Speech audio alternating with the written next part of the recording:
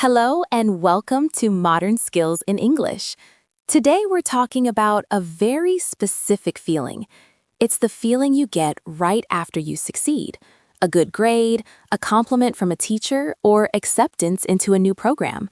Instead of joy, you feel a quiet panic, a fear that you don't really belong. It's like waiting for someone to tap you on the shoulder and say, "I'm sorry, there's been a mistake. You're not supposed to be here." I just got my results for a big project, the best grade in the class.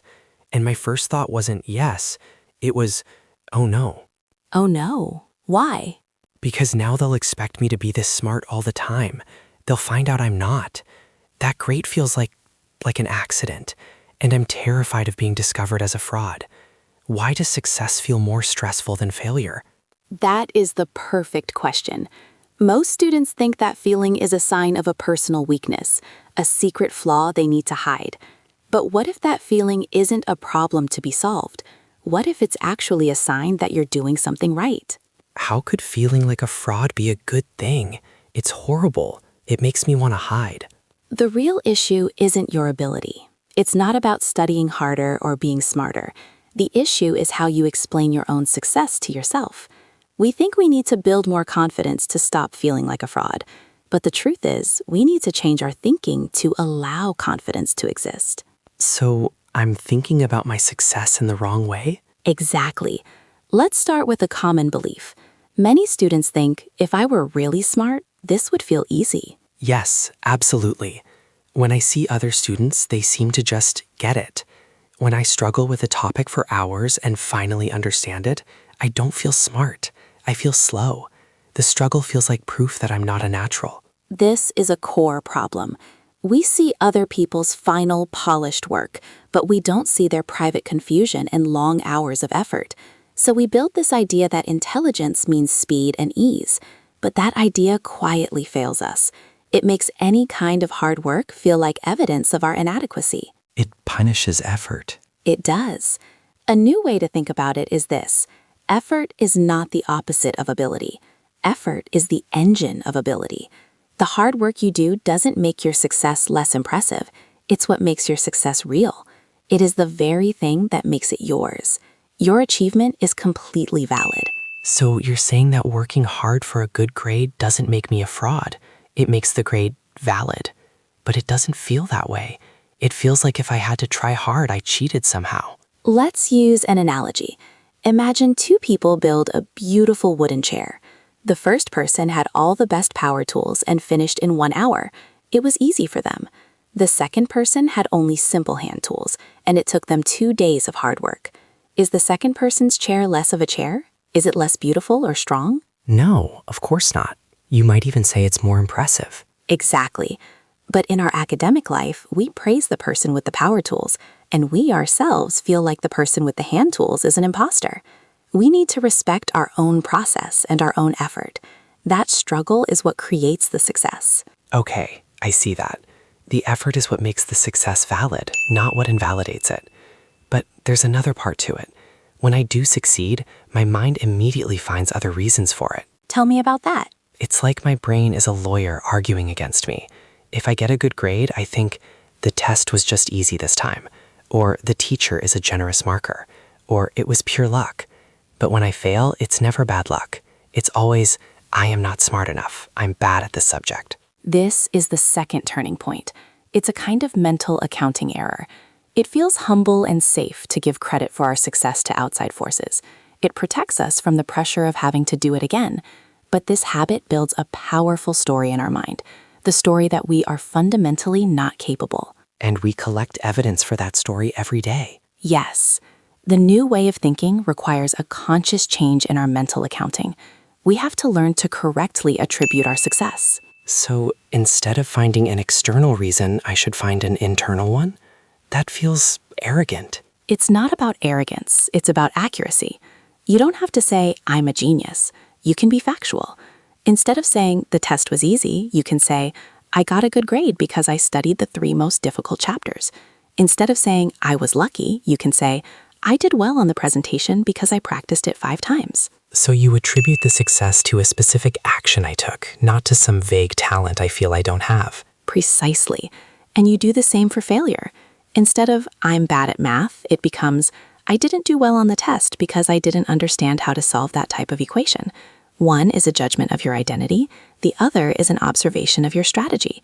You can't change your identity easily, but you can always change your strategy. That makes sense. It separates what I do from who I am. But even when I know all this, Sarah, the feeling is still there. It's so strong. I just feel like a fraud. And that feeling is so powerful, it feels more true than any of this logic. And that is the most important turning point of all. The belief that if we feel something, it must be true. Right. My anxiety feels like a very reliable source of information. But it isn't. We believe that our feelings are a direct window into reality. But strong emotions, especially anxiety, are more like a filter. They change the way we see the world. They make our successes look small and far away, and our failures look huge and very close. The feeling of being a fraud is not evidence that you are a fraud. So what is it? It is just a thought. A powerful, convincing thought, but a thought nonetheless. The new way of thinking is to learn to see the thought without becoming the thought. Your anxiety will distort your perception of yourself. Distort, like a weird mirror at a carnival that makes you look tall and thin or short and wide. What a perfect metaphor. You know that the reflection in that mirror is not reality. You can see it, you can even laugh at it, but you don't believe it. This feeling of being a fraud is a cognitive distortion. It's a distorted reflection of you. The goal is not to stop the mirror from showing you the strange reflection. The goal is to stop believing it's a photograph. So when the feeling comes, I shouldn't argue with it? I should just say, oh, there's that funny mirror again. Exactly. You can say, I notice I'm having the thought that I'm a fraud. It creates a little bit of space between you and the feeling. You are the one observing the feeling. You are not the feeling itself. This all makes sense in theory, Sarah. It really does. But if this is so common, why do I feel so alone in it? I look at other students, the ones who always raise their hands and seem so confident, and I can't imagine they feel this way. If this feeling is normal, why does it feel like my own private, shameful secret? Because the very nature of this feeling is that it forces you to hide. Everyone who feels it thinks they are the only one. They work hard to maintain the appearance of being confident and capable because they are terrified of being discovered.